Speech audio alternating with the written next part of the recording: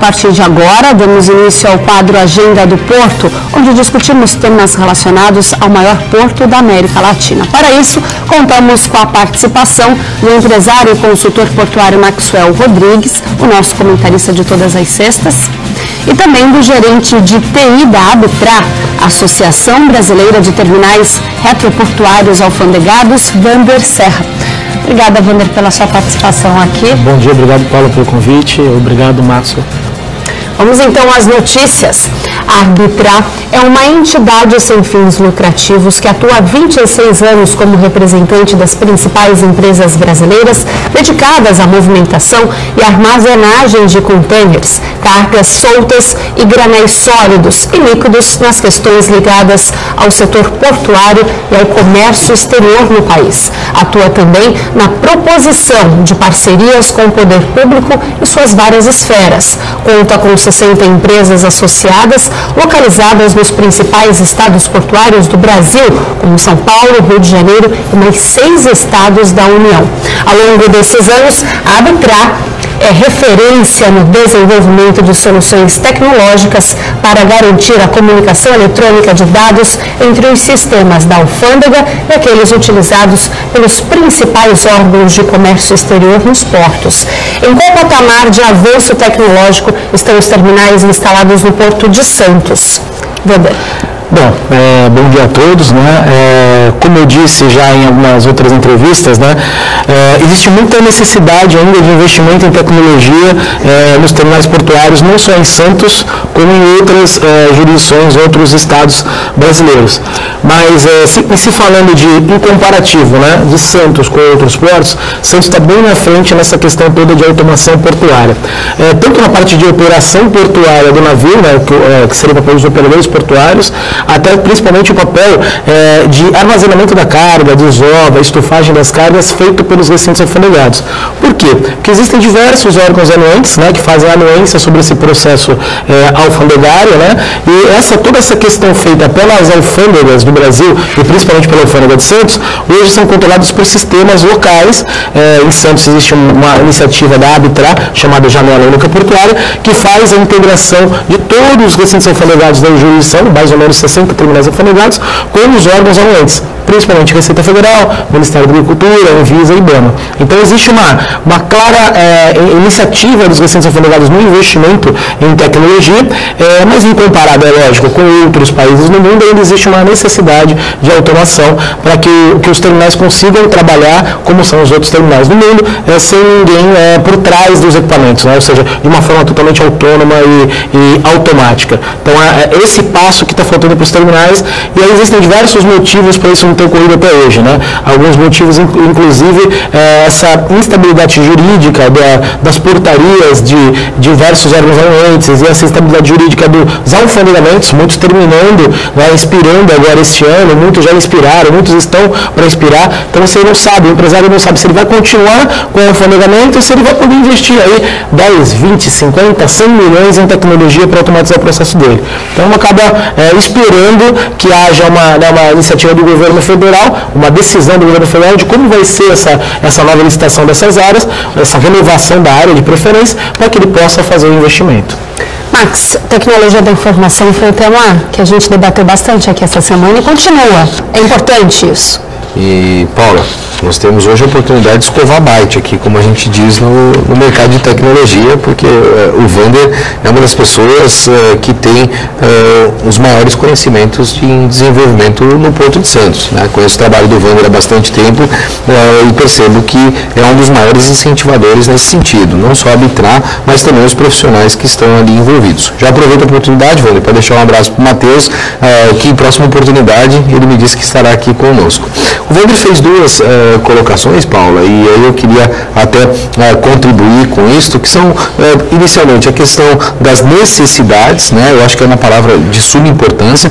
Nós temos ainda algumas necessidades que estão sendo debatidas e que são latentes no Porto. Quando você inicia um processo de automação, você tem algumas etapas para que esses processos sejam feitos. Eu acho que o Santos já cumpriu a primeira etapa de início deste processo, que é a automação dos processos de pátio, de descarga, desova, ova, admissão dentro dos gates. A gente percebe que nós temos muitos terminais bastante evoluídos nesse sentido, mas nós precisamos partir para a segunda e para a terceira fase. Quais são essas outras duas fases? E aí queria abrir até o debate com o Wander nesse sentido. A segunda fase é a questão do investimento na infraestrutura ao redor dos portos brasileiros. Hoje nós somos muito carentes nesse sentido. Nós precisamos evoluir com esta agenda para que nós possamos partir para a terceira fase. Qual seria a terceira fase?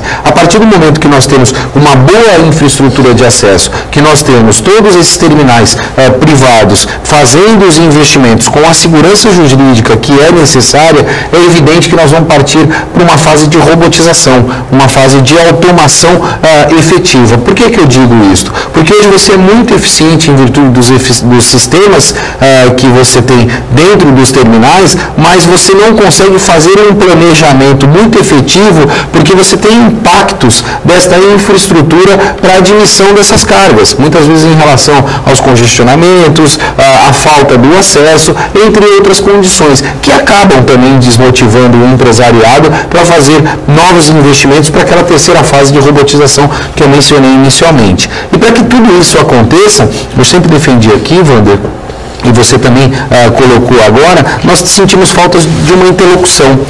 Falta uma interlocução com o governo federal em todos os portos do Brasil, para que nós possamos tratar destas agendas em relação às renovações, agilidade nesses processos burocráticos que nós temos dentro do porto, e aí sim nós podemos pensar no nosso porto para daqui a 10 anos, com um planejamento muito mais sustentável e seguro. Perfeito. É exatamente isso. Esse é o grande diferencial aqui quando a gente fala de Porto de Santos, né? A Arbitra é uma associação brasileira, então ela defende os recintos de forma nacional, mas grande parte dos seus associados estão localizados aqui no Porto de Santos. Então, esses sistemas desenvolvidos pela Arbitra, eles estão localizados, grande parte deles também somente no Porto de Santos. Então, existe uma grande diferença da operação portuária e dessa interlocução com órgãos anuentes em Santos em comparação com outros portos do Brasil. E sempre me perguntam, né, eu dou aula também em algumas universidades, por que em Santos existem todos os sistemas e em outros portos não? Né? Em Santos a gente está falando de um complexo muito grande, de 60 terminais alfalegados. Quando você vai para outros portos, tão importantes quanto Santos, mas normalmente você tem 3, 5, 8 terminais alfalegados.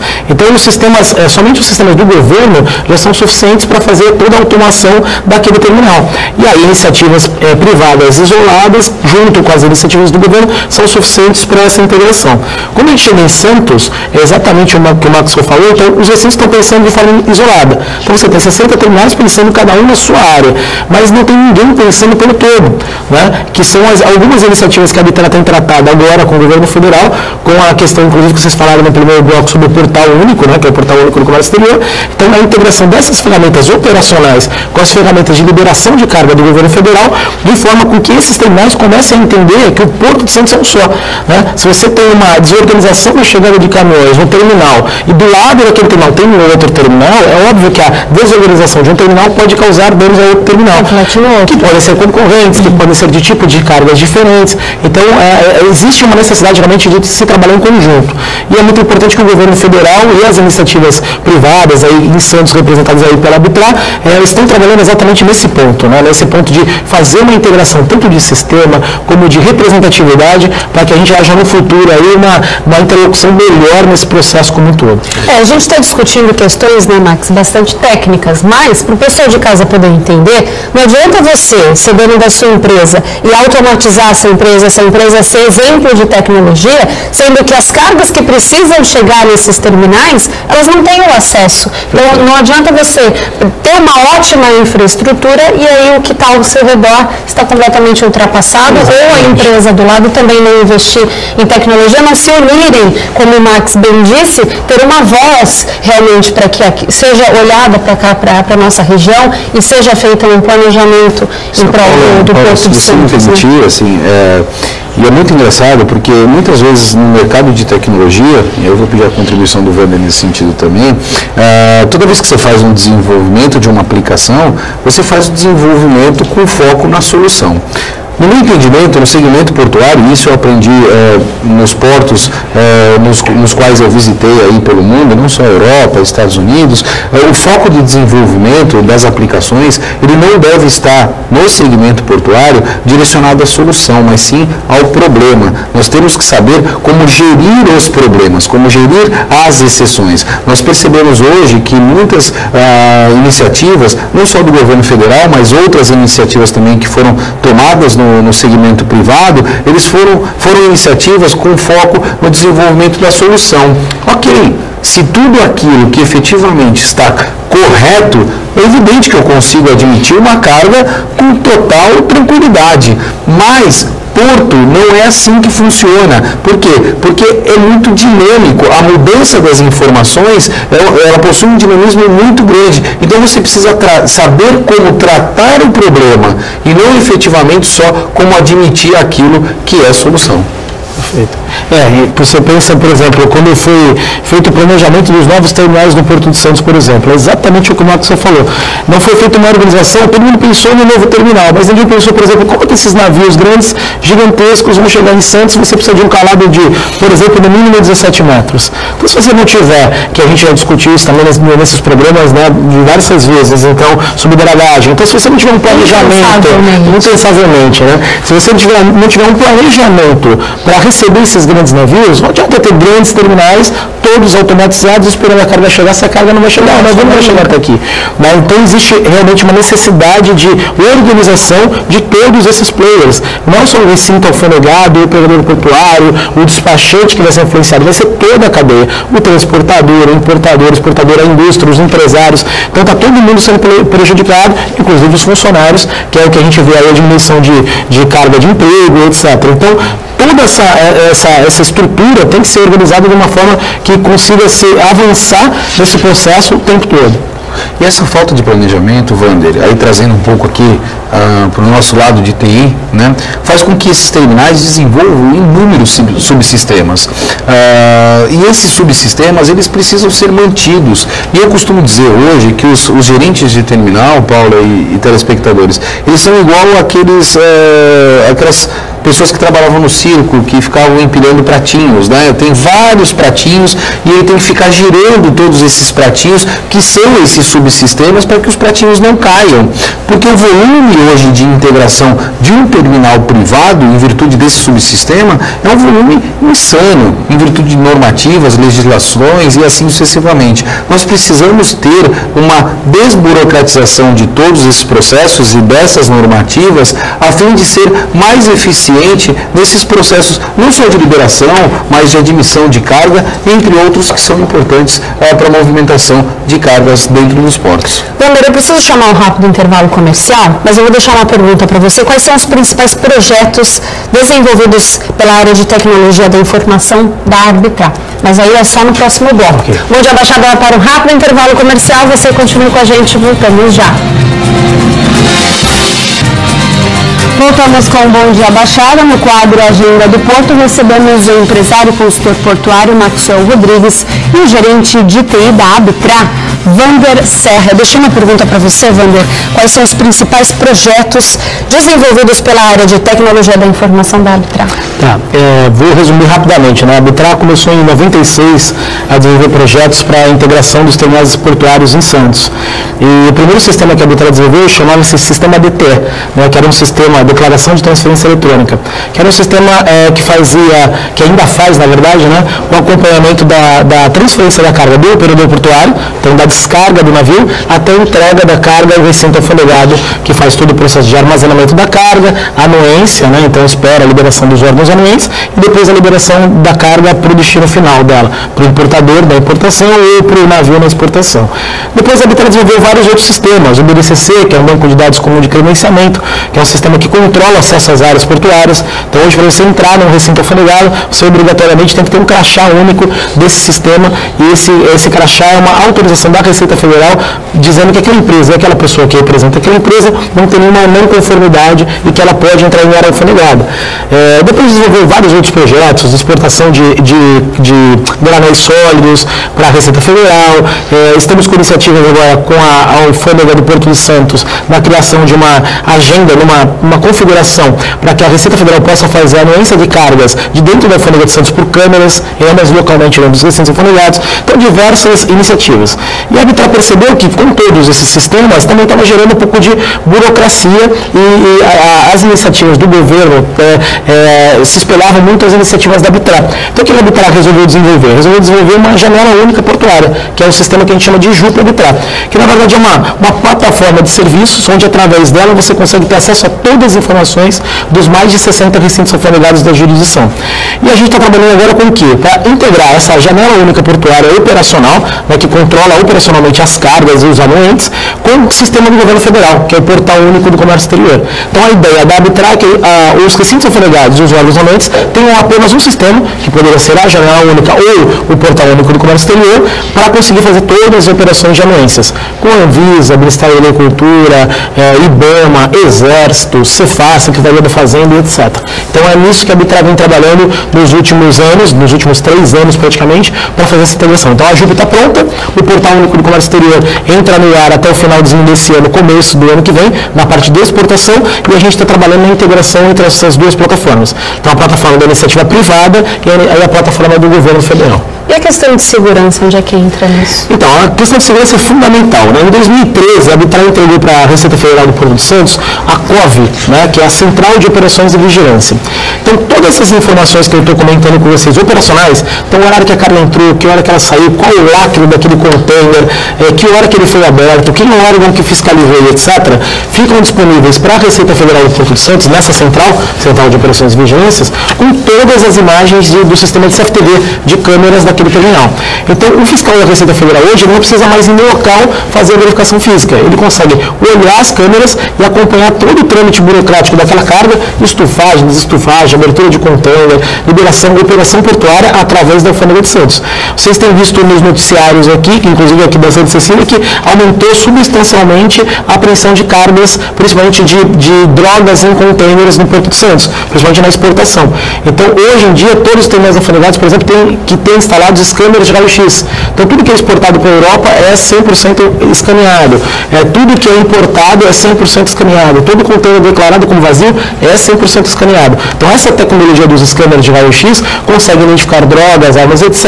E isso tudo integrado lá à Central de Operações e Vigilâncias, desenvolvido pela Arbitrar em parceria com a Alfândega de Santos, possibilita que o fiscal de dentro da Receita Federal faça a anuência, verifique a carga, identifique que tem um ilícito e bloqueie a carga naquele momento. Max, a gente já falou tanto de problemas no porto, que bom que a gente está falando um pouquinho de solução, e um pouquinho de planejamento, administração, sim. A solução ela existe. Mas tem algumas coisas que a gente precisa se atentar também. É um processo evolutivo. Eu acho, como eu já disse em outros casos, que o Porto de Santos ele evoluiu bastante nesses últimos 10 anos tecnologicamente. Nós precisamos continuar com este processo.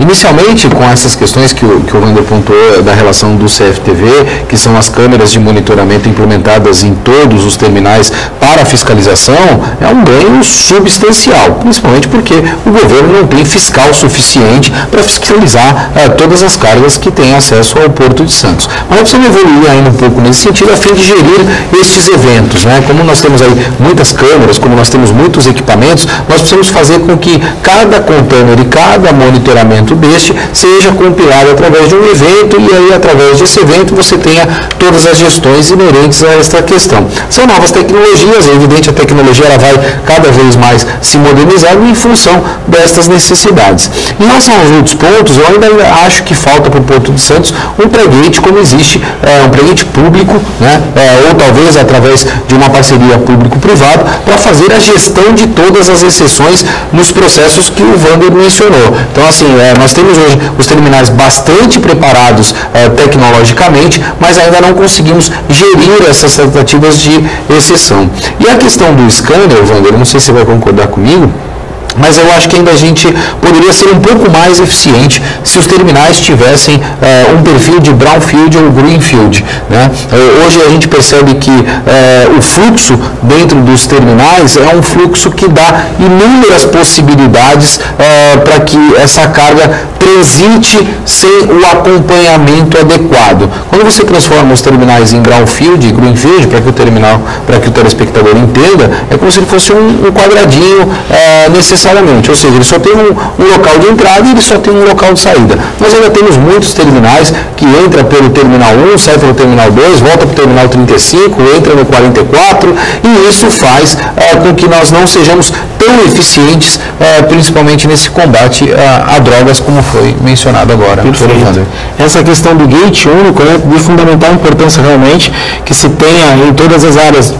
Por exemplo, quando você vai no Porto de Vitória, no Porto do Rio de Janeiro e outros portos diversos, você tem exatamente isso, um portão de entrada e um portão de saída, o que facilita essa fiscalização, né? Tanto na questão de câmeras, CFTV, SR, identificação de caracteres, etc., como na questão do scanner também. Você poderia ter um scanner na entrada e um scanner na saída. A balança, por exemplo. Balança única, etc.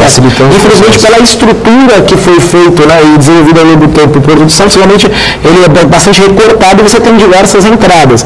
E aí a gente volta ao que a gente falou no bloco anterior também. Os recintos alfandegários, todos eles muito seguros nas suas áreas internas, mas quando você tem o complexo como todo, você tem ainda algumas falhas, e aí a gente necessita realmente de um trabalho que está sendo, inclusive, realizado aí pela CODESP, pela Companhia Docas do Estado de São Paulo, para que haja realmente gates de acesso a essas áreas únicos, né? Tanto da margem esquerda como na margem direita. Então, é bacana e é muito importante a gente saber que as iniciativas do governo estão trabalhando nesses pontos. Então, a gente teve reuniões, acho que semana passada, retrasada, inclusive acho que o Maxwell estava presente, exatamente discutindo essa questão desses novos gates de acesso de controle da autoridade portuária. Então, eu acho que o Porto de Santos vem avançando bastante e em pouco espaço de tempo, 1, 2, 3 anos, a gente vai ter isso bastante automatizado. Baseado no que você está falando, inclusive, tem a questão do Portolog também, né? Justamente em relação a essa questão quais seriam essas soluções tecnológicas utilizadas pelo Portolog no gerenciamento de acesso de caminhões, Wander? O Portolog é fundamental, né? É aquilo que a gente comentou até pouco tempo atrás. A gente tem iniciativas locais em cada recinto alfandegário, todo recinto tem seu agendamento eletrônico, tem seu controle de acesso, mas o governo federal lançou um sistema, que é o Portolog, para que ele faça o controle de todas essas áreas de uma forma consolidada, né? Então você tem que ter certeza que aquele caminhão que está vindo para o terminal A não vai influenciar a operação do terminal B. Então você precisa ter esse controle.